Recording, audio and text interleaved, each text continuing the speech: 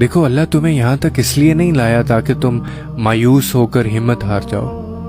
تمہیں کیا لگتا ہے کہ تم آج جہاں ہو وہاں بے وجہ ہو؟ تم خود یہاں تک نہیں پہنچے ہو بلکہ تمہیں یہاں تک لایا گیا ہے۔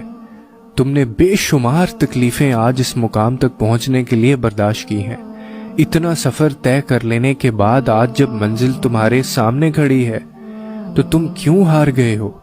اتنے کٹھن صبر کے بعد اب جب صلہ ملنے کا وقت ہے تو کیوں راستے میں ٹھہر گئے ہو؟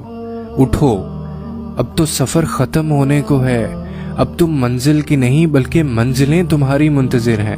اب تمہیں معجزوں کا نہیں بلکہ معجزوں کو تمہارا انتظار ہے۔ اب کن تمہاری ایک آخری دعا کا ارادہ باندھے ہوئے ہے کہ یہاں تم مانگو اور وہاں تمہیں منہ سے نکلی پہلی فریاد پر نواز دیا جائے۔ اب صبر کے زمانے